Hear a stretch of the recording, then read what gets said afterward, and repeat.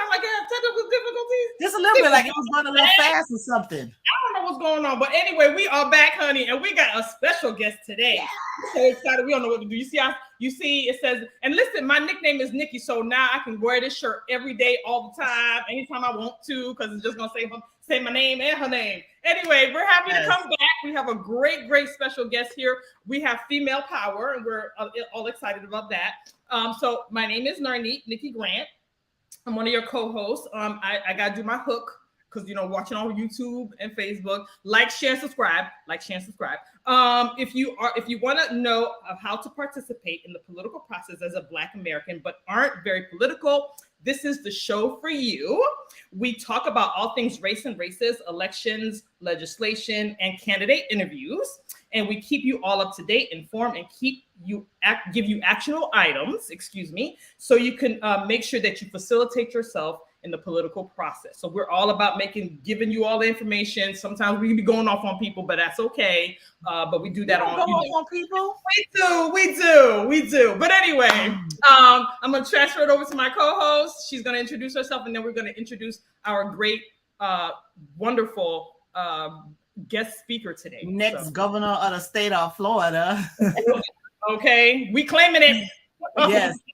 Good afternoon, everybody. I'm Sandra Sheffrere, here with Race and the Racist, one of the co-hosts. I'm not going to spend a lot of time talking about myself because we only have very limited time with our Commissioner of Agriculture, future governor of the state of Florida, Nikki Fried. So we're going to get right into it because, we got a few questions. We asked some people what it is that you want to talk about. So there's a couple issues that we want to get her to talk about in the small time that we have with her today. But vote by mail ballots are already in your mailboxes. So go ahead, vote, send them in. It's better because then at least they can track to see how we're doing. So go ahead and send your vote by mail. Early voting starts August the 13th, at least in Broward County. And you can do that up until August the 21st. And August the 23rd, even though that's the date y'all keep seeing, that's the last day that you can vote. Okay, that's the last day. So we need you to do the vote by mail now if you have it. Early voting starts on the 13th. Early vote if you can. And then the very last opportunity you'll have to vote in the primaries is August the 23rd. Okay, so I said enough. Let's go. Introduce yourself to the people. Commissioner Hello, ladies. First of all, thank you so much for not only just having me on, but what you're doing. It's such a great medium to get information out to people, to get people engaged. So awesome. So I won't take too much time either because I want to make sure I get to your questions. So born and raised, first of all, I'm Nikki Fried. And a county day, y'all. We'll start there. Nikki Fried. I am our Commissioner of Agriculture, our only statewide elected Democrat. I was first elected in 2018, born and raised in Miami. I always say this, my mom is a diehard Democrat. She was a teacher for 25 years. My dad, though, is a diehard Republican. So I was brought up in a household where you kind of heard both sides of the conversation. Then I was doing community service activities my whole life. Went to University of Florida for my graduate, undergrad, and master's program. Go Gators, exactly. Go Gators. I'm a double Gator. Yes. Yep. Was student body president there my last year of law school. Then after I practiced law all over the state of Florida, but was back at the public defender's office for 3.5 years, fighting for homeowners during the foreclosure crisis, protecting our kids during we were in the foster care system, fighting for the expansion of access for medical marijuana patients. And in 2018, I got aggravated. I got frustrated with how politics works in Tallahassee, got frustrated with the nepotism, the corruption, the fact that people get elected to go to Tallahassee to do good. And at the end of the day, it's about themselves. And so I got frustrated in 2018, decided to do something people thought I was absolutely out of my mind to do, run for statewide office. As somebody who had never held office before, but I ran for Commissioner of Agriculture, which people were like, wait a second, a Jewish girl from Miami who has no ag background is running for Commissioner of Agriculture. And I always said that, first of all, it's agriculture and consumer services. So there's a whole entire part of that job that most people don't talk about is the consumer component of it. And as a 15-year practicing attorney, it fit right into my portfolio. And I am just so grateful that the people of our state, Democrat, Republican, and Independent, all voted to try something new in 2018, which is still my theme. In 2018, as the only statewide I've been in the trenches every single day, standing up for what we believe in, fighting hard for the people of our state. And I decided to run for governor because I just couldn't sit back and watch what he has been doing to our state. And I know that there's such a better way to lead our state that doesn't divide us, doesn't minimize people, that doesn't bully people, doesn't take away people's rights to vote. I mean, the list can go on and on about all the things this guy is doing. But we got to be trying something new. And then, of course, having our first female governor of the state of Florida in a time like today is so imperative. So thank you for giving me this platform. And I'm excited for our conversation. Yep, thank you. So you're going to go first, Nikki? Yeah, well, I'm gonna call you Narnique today. I'm gonna call you Narnique today, so we don't mess up nothing. Even though my name is on the shirt, child. But we wanted to just first ask, what can our viewers and the people that follow us, what can they do to help you get through the primary? What is it that you're looking for? Money, volunteering, whatever. Just we want to get that out the way first. We want to talk about that because we really want to give people an opportunity to see and hear from you. So what can we do? Can we meet you somewhere? Can we do some volunteering? What can we do so you can win? All of the above. Look, you ladies know this. I'm running against somebody who's been doing this for 30 years. Who's got, universal name ID, which isn't always a good thing. In this race, it's not a good thing. And so we are built on grassroots, which is why I was so honored to have received the endorsement from the Democratic Black Caucus, because they're the ones on the ground that are doing the work. And so this campaign is built from the people up. And so what we are asking for right now is word of mouth. Talk to your friends, talk to your neighbors, talk to your parents, your grandparents, your kids, anybody who can vote. If you're in the lunch line, if you're in the mall, just kind of talk us up. But more important, that's one. Two, obviously volunteers. We are looking for volunteers every single day to do anything that you feel comfortable with, whether it's phone banking. We have an aggressive text messaging program that we do every single day at this point. We have people that are dropping off signs, dropping off T-shirts. Of course, we're going to need poll people that days of actual early voting and days of.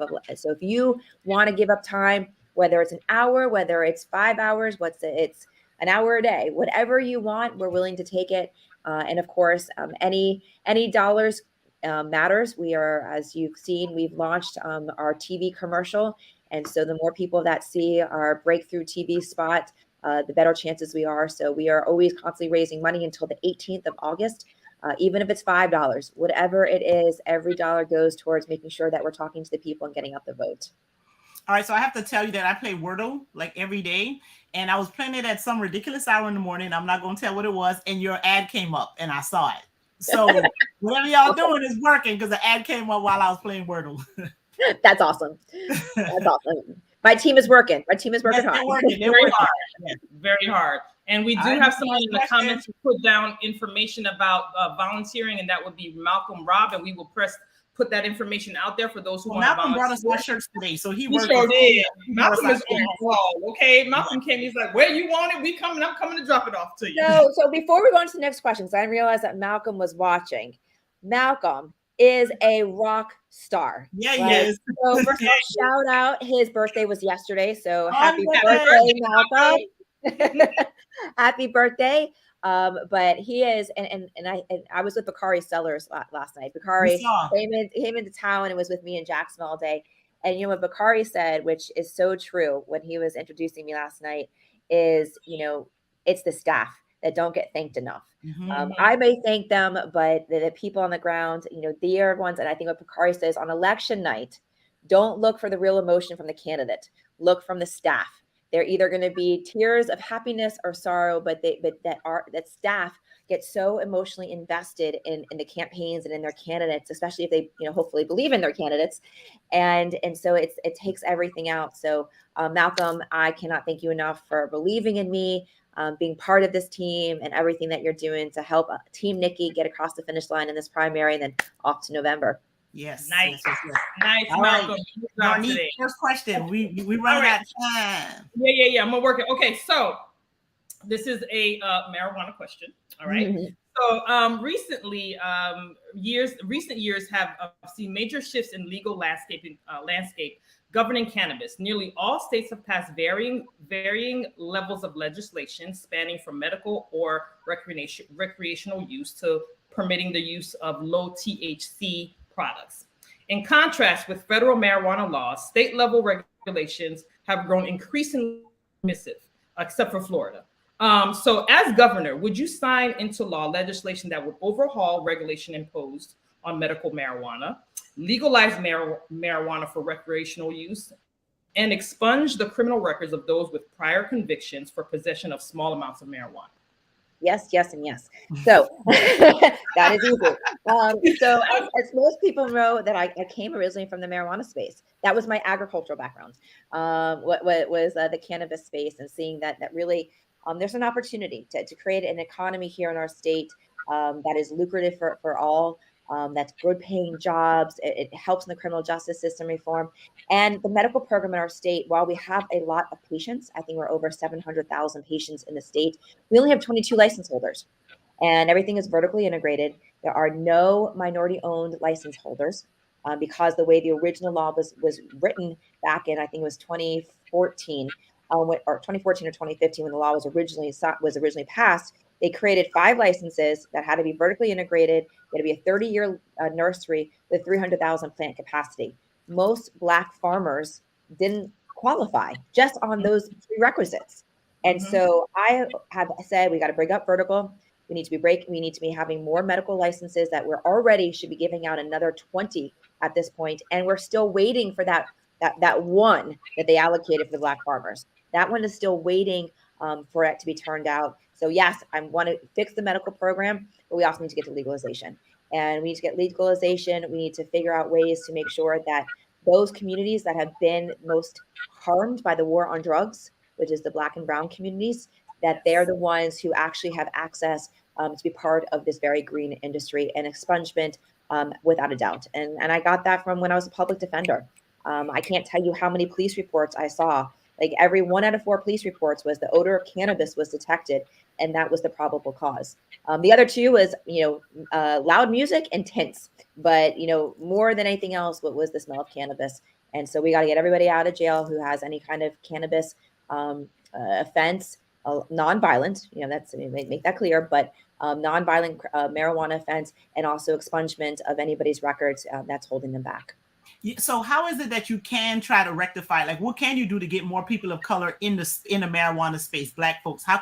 What can you do? Can you introduce someone introduce legislation and you'll sign off on that? But how is it what can be done in order to get more Black people, Black folks, people of color in that space? Yeah, I mean, look, it's imperative. And so I would absolutely be helping to support and helping to draft legislation, which we've been working on.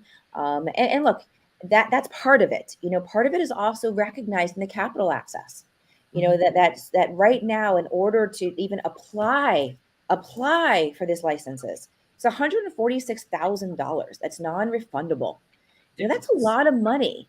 And then you're talking about having to deal with the land, buying the greenhouses, the equipment, getting the plants in the ground, employees. I mean, the startup companies and most banks are not lending money for this. For that, no. Almost no banks are lending money. So it's all coming from the private market space. And so we got to figure out a way, whether it's through joint ventures already, stop the check the box. That has to go on any of these applications.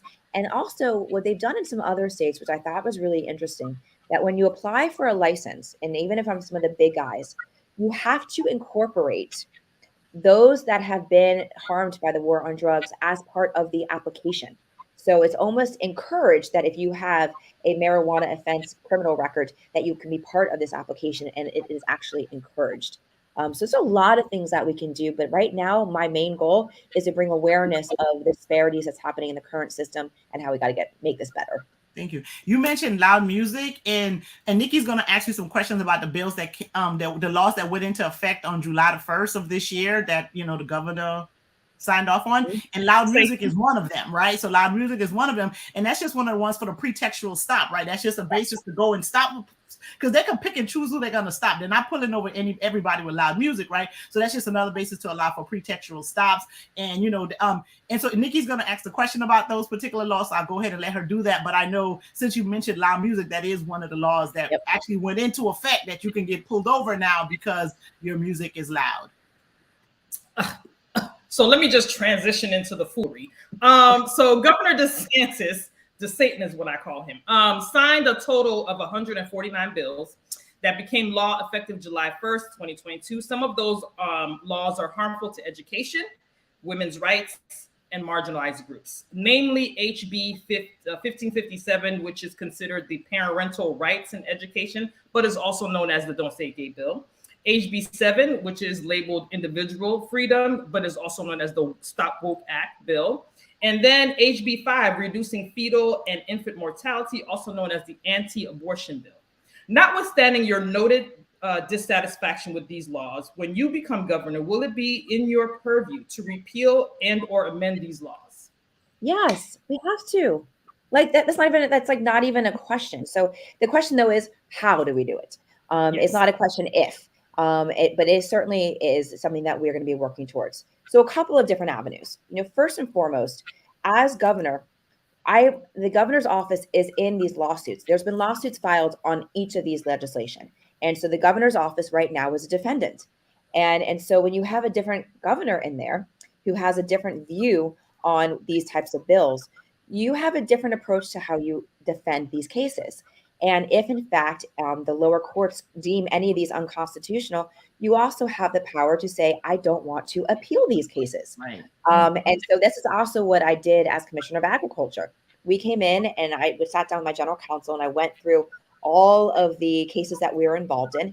And there was one case where it was dealing with home rule on gun prevention and preemption laws.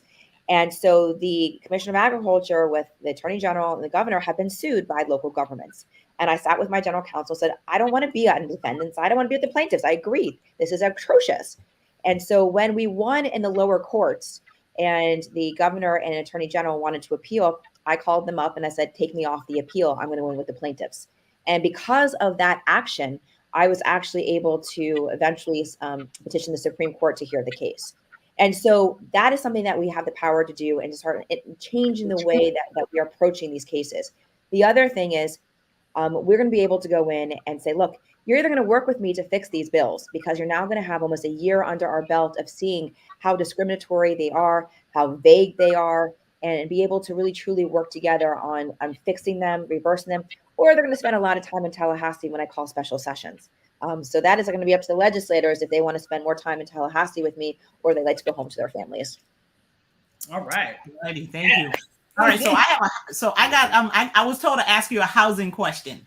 Because I remember when doing one of the, I think it might have been a mayoral race like 4 years ago in New York, and one of the guys was running on something about the rent is too damn high, right? And so here we are in Florida, and we're in the rent is too high, the mortgage is too high because insurance are going up. Is there anything you can do as a governor of the state of Florida to help give some sort of relief to everyone that's finding it absolutely too expensive to actually live in the state? I know folks that have moved out of the state because they can't afford to be here anymore. It's something that's crossed my mind too. So is there anything as a governor you can do on the mortgage front for the homeowners and definitely on the rent side for renters? Well, Sandra, first of all, we can't lose you, so we got to fix this. So you cannot leave. Day one, we're filing for a housing emergency. Because that's what it is. It's an emergency. When we are seeing people that can't afford their rent and they're seeing rent being increased by some places 60%. I actually was talking to a mother up in Tallahassee a couple months ago, and she's a single mom, has 3 kids, and her rent was actually getting increased 100%. And she had 1 month to make a decision. And she's like, I don't know where to go. It's not like I have a comparable of where I can move to. And that's the stories that I'm hearing all over the state. So day one, we're declaring a housing emergency. That way I can start utilizing the state attorneys, and we're going to have a new attorney general. Yes. So they can start going after predatory landlords because that's what this is. This is pure greed. This isn't inflation. Inflation, while it's higher in Florida than other places, it's not 60%. It's allowed 11.4, 11.7. So that kind of works on one front. Then working with our local governments, because there's other tools that local governments can have to really utilize, whether it is putting whether rental assistance or other programs in place, transforming some of the abandoned properties into permanent housing. There's also, we have been gutting our affordable trust fund in a tune of about $2.4 billion over the last 28 years. both Jeb did it and Charlie did it, Rick did it, and Ron did it. How much more housing would have been built if we had actually utilized that money? And so what we are able to do is in an emergency also start to release some of those reserves and start getting the money into our local developers to start building more affordable homes and workforce housing. Then I want to put on in the 2024 ballot initiative to have the largest tax cut in Florida's history for homestead exemption from 50,000 to 100,000, which will be a huge cost saving to our actual homeowners. And then property insurance is a mess. It is a mess. It is about to absolutely break. And we're hearing stories too of whether it's forced placed, whether it's you have to get a new roof in order to get renewals, or your company went out of business and now you're going into citizens insurance. And God forbid we have a hurricane this year. We're all in a lot of trouble.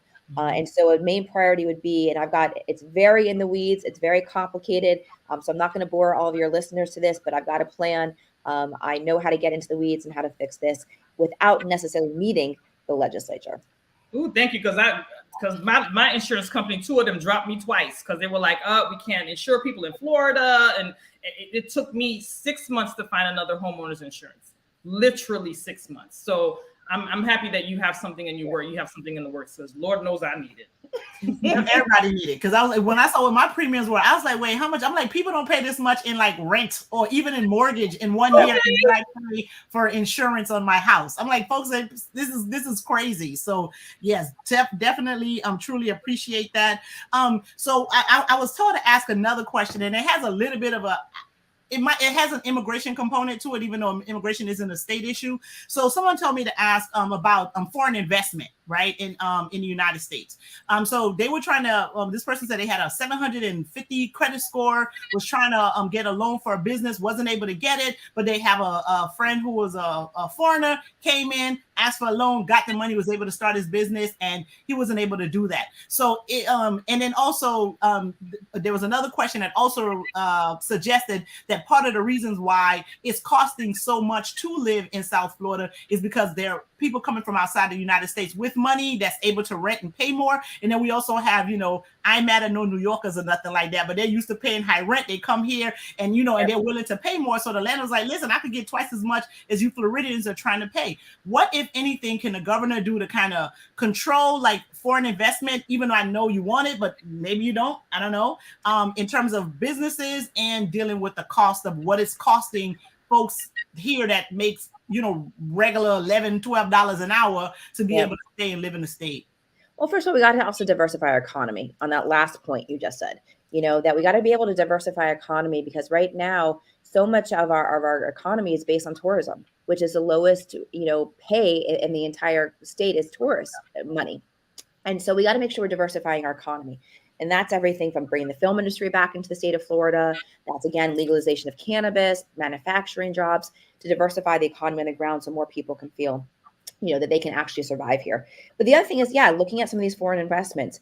And that's a tricky, as an attorney, you got property rights too. And so you got to have to kind of, balance that to make sure, but also making it there. But there's possibilities that if your money is coming from another country, that maybe there's an additional fee that's attached to it that maybe makes it not as lucrative for the people to accept the money that, so there might be some creative tools that we can use that we're going to have to dig really deep into to make sure we're obviously not violating any, constitutional rights and things of that nature. But yeah, that's a part of the problem, because what's happened is Republicans have been so excited to bring everybody down to Florida.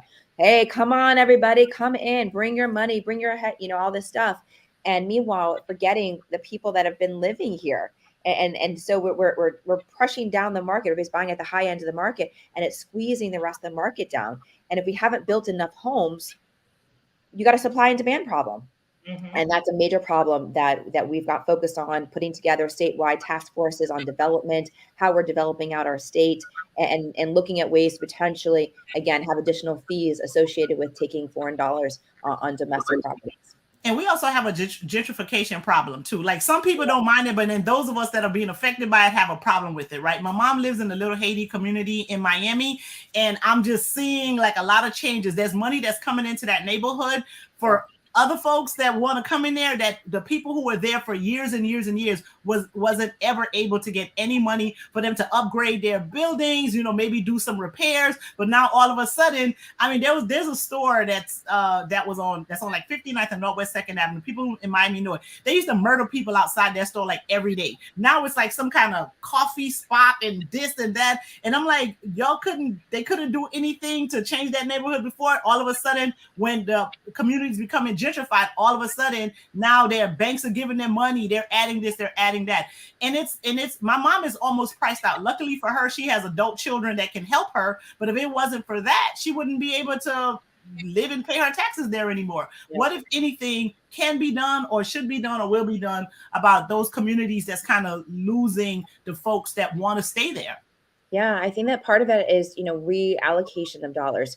What we see every feel like once a week, the governor goes across the state and he delivers these big checks, big checks to people that don't look like you. And these big checks in these rural communities about economic opportunity and economic development, where we need to be actually taking these checks and putting these checks into those communities and allowing those communities to figure out how to grow themselves, not bringing in foreign money, not bringing in foreign investors, but figuring out ways to reinvest into our communities, to lift people up in those communities. The other thing that is interesting, that I was having a conversation with somebody else earlier today, is about property appraisers. That we're seeing, especially in some of these red line districts areas, the old red line thing, that they're manipulating the appraisals and allowing, almost undervaluing property to allow some of this foreign money to come in. So these are things that, to be able to have a governor who sees it, who understands it, and I don't have all of the solutions all the time, but I know the problems and are going to definitely put people around me to give ideas, create innovation, and to look at ways that we can protect these communities. This is the heritage of our state. This is, people, want to protect and preserve those areas. We got to make sure that it's done in a smart manner and not seeing what's happening in so many of our historic communities. Thank you. So, we've been talking about some good stuff, and we're going to switch a little bit because we have we had mass shootings, Second Amendment issues or something that's big in the state of Florida. I heard the people in South Florida get basketballs, the people in Northern Florida get guns for their 12th birthday. I don't know if it's true or not because I've always lived in South Florida, but guns is a reality, right? But then it's also it's an issue. It's a problem. We're seeing all these mass shooting because people are, can order 1,200 bullets, 1,000 bullets and have it delivered to their house in one day. How can we, or what kind of legislation can you do as the governor to address this gun issue? Because we're not going to be able to get people to turn them over, but is there another creative way to address, the number of guns that we have in the state? They found creative ways to attack the voting rights and abortion and those types of things. Is there a creative way to approach the gun situation that we have without having people feel as though their Second Amendment rights aren't being violated? Of course. First of all, I own a gun. I have my own concealed weapons permit. So of course, and as attorney, I've been sworn to uphold the Constitution, which is the Second Amendment. But there are ways, and there are things that can be done. One is, things that I've been trying to do as commissioner. As ever, you all know that when I came into this position, I made a promise that we're going to kick the NRA out of my office, which we did. Made sure that everybody has a complete and thorough background check, which we've done. But we also found a lot of loopholes inside of our office. And so working on legislation to close those loopholes. Also I've stood side by side with many of our legislators trying to push for background checks on ammunition, because without the bullets, the guns can't fire. So background checks on ammunition. We also need safe storage laws, because unfortunately I was on a Zoom last week on a press conference because we just launched a new program inside of our office that for every single person who has a concealed weapons permit who gets a new permit, we now are sending in a flyer showing them about safe storage. Because what we're seeing is that a good amount of people that have actually committed suicide with guns are taken from their parents that haven't been stored properly, or a lot of the shootings that are in our cities, that the guns are being stolen from cars, and because they're not being safely stored. And so more storage, more storage laws needs to be on the books. We also need to be changing the culture of our state and of our nation. That so many of these talking about, I'm not going to say North Florida, South Florida, just in general, but that Republicans I'll go with Republicans, are so eager to get that NRA endorsement, are so eager to have in their own TV commercials and political advertising holding their guns, thinking that it is cool to do that. And I go back to, look, we all thought smoking cigarettes was cool back in the day. And thank God for the Truth campaign. It's changed the culture of cigarette smoking. We got to do the same thing with guns. We got to start changing the culture of the way we're dealing with this. And the other thing is, we also need to be uplifting those organizations on the ground that are doing the work. And I know I show this all the time, but I've got my Bullets for Life bracelets that I wear every single day. And those organizations that are taking bullets off the streets, the Circle of Brotherhood that is going into the communities that are talking about gun violence, and making sure that we are working together with our community organizers, with people that are on the ground, to make sure that we're having these frank conversations. And of course, we need to ban assault weapons, because we know that all these mass shootings, there's one thing in common. And so we got to really be taking a hard look at what's happening on the ground, and be having the courage to say, look, we got to make a change, and we can't see any more mass shootings. And I was marching 2 weekends ago down in Goulds, where I was marching with some of our Mothers for Justice who have lost their sons, and hearing the stories, but also seeing everybody coming together. That's what we got to be lifting up, and hearing those stories, and making sure that we're not just talking about the mass shootings. We need to be talking about the everyday shootings that are happening, unfortunately, in so many of our Black communities. Thank you so much for that. That's you have an education question, because I know she has to go, but we're gonna. The education question fell into the legislation that she can work on trying to repeal, because we all know that CRT is not taught in elementary school. So I don't even want to. I want to know about that the curriculum. What, if anything, can be done about that? I'm hoping that you can. I'm hoping when you become governor, you have your own curriculum committee. That's what I'm hoping. Yes. Well, one, we've got, first of all, we need a new board of education. We need a new commissioner of education. My God. And we can start doing a lot of things. I mean, they've been able to do a lot of things inside of the executive. In the wrong direction. And I tell this story that just kind of put everything into kind of, homed in for me. My niece turned 13 in March, and she said, we asked which one. My twins are born in March too. They just turned 13 also. March 30th. So we asked her what she wanted to do for her 13th birthday. And she said she wanted to go to Washington, D.C. with Auntie Nikki. And so we took a family trip. I took a couple of days off the campaign trail and took her to Washington, D.C. And so we did the White House, we did the Capitol. And as we are in the Capitol, there's a video of how the Capitol was built. And so we know that the Capitol was built by those that were enslaved in our country. And I'm sitting here, and I've got my niece to my one side, and I got a 10-year-old nephew, and this like pit in my stomach happened. I was like, oh my God, are they going to be able to be taught this in Florida?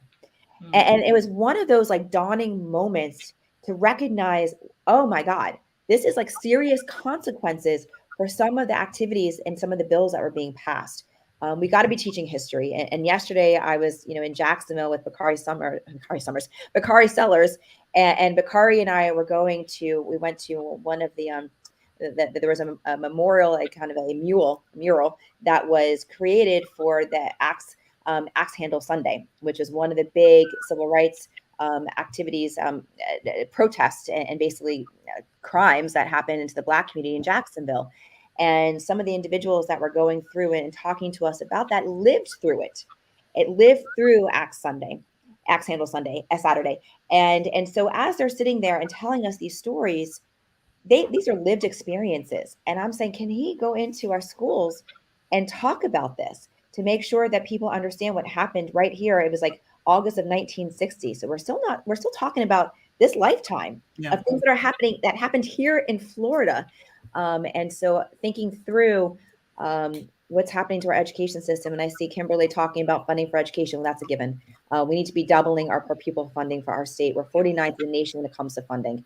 That's disgusting. That tells you where our priorities are, and it certainly is not with the people of our state and the future of our state.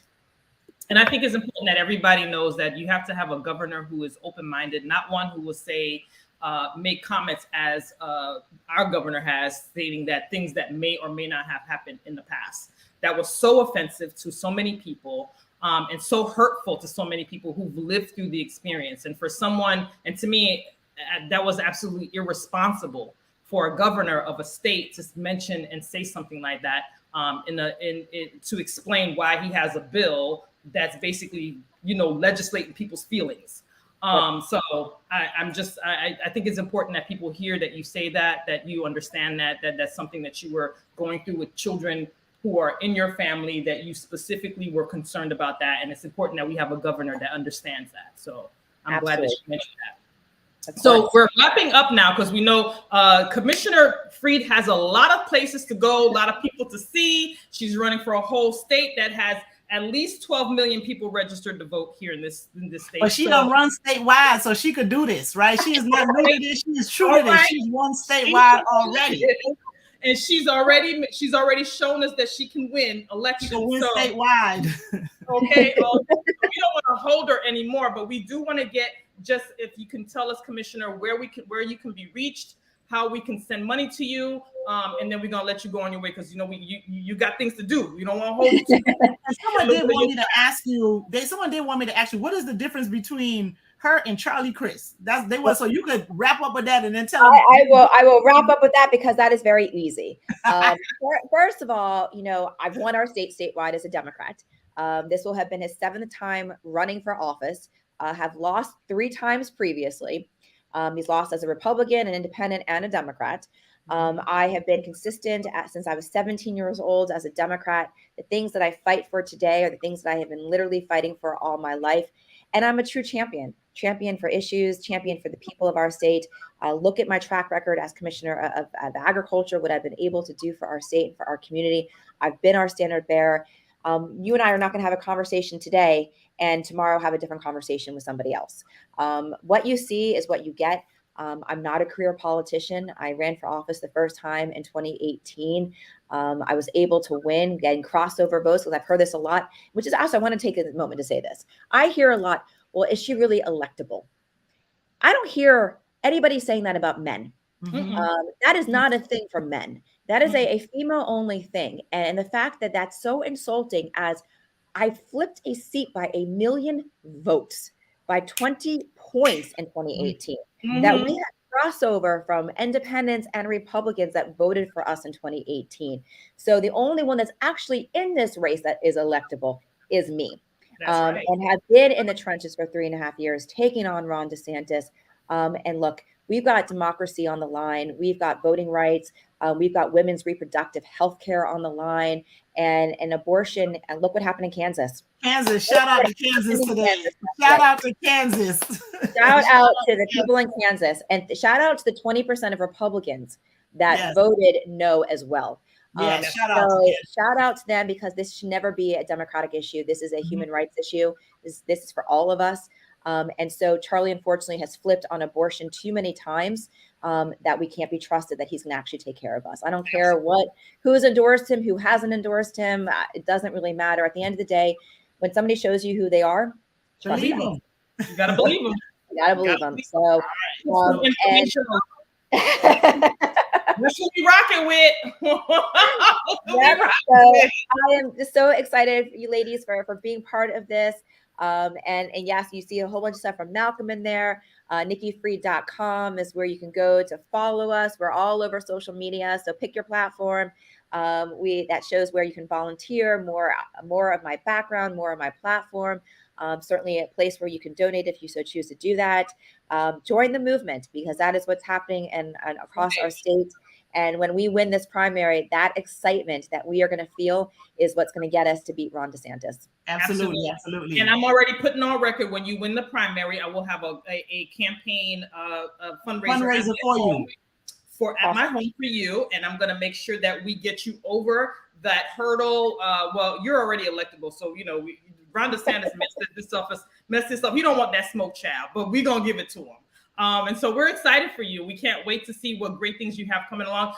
This candidate is a candidate that talks to everybody. I just want people to understand big platforms, small platforms, because there was a lot of hateration happening in the chat that we were ignoring, and there's like, why would you come to such a small platform? That's because she's about the people, and you have to talk to everybody, right? It ain't gotta always be fancy. That's you know what I mean? Because it's not only fancy people that are going to vote for you. Everyone's voting for you. And so absolutely, you have to every platform so people can hear about it. Don't let the low subscribers fool you, honey. We know a lot of people, okay? So don't let that, and they watch it, and a lot of folks can't watch it live, so they watch it afterwards. So whatever. Thank you so much for coming. Thank you so much. Thank you so much, ladies. And I will see you both on the campaign trail. I'm sure we're going to be doing you in a secret. So we are doing a bus tour across the whole state, and I see Nikki Barnes is on there. So we're starting off in the Panhandle on and I think we start on August 16th, and then we're touring the state. And I saw the pictures of what the wrap of the bus tour is going to look like. You're not going to miss us on the road. Yeah, I can tell you. So I'm all about the purple. So you have to tell me twice to wear this shirt. I got purple nails, and I've been wearing. I'm like a total Prince fan, so you could not have gone wrong with these colors. So listen, we're here for it. That's right. Awesome. We're so excited. We're so excited for you. Thank you so much, Commissioner, for your time and your answering all our questions and being with the people and talking to everybody. We do appreciate you, and we know that you're busy, but we will be on a campaign trail promoting you like nobody's business, okay? Yep. Tell us that when you're in South Florida. We're right here for you. Will do. Well, have a good one. Bye-bye. Bye-bye. All right. Yes, that was good. I loved it. Oh, but I gotta go. So we will wrap up next week. But we have a candidate next week also, right? Yes, Hava. She's running for, I believe, U.S. Congressional District 23. So we'll put the flyer out, and then so we'll talk to her next week and go from there. Shout out, Nikki Free. Thank you so much for coming to talk to us. I got some other duties to go handle, and All right, Ms. Barnes. Thank you so much. Thank you all those. Watch it, and then all the hateration. We appreciate the hateration too. We wouldn't be anything without y'all. All right. Yes, thank you very much. All right, bye-bye. All right, do the commercial before we go, because I want people to remember who we is.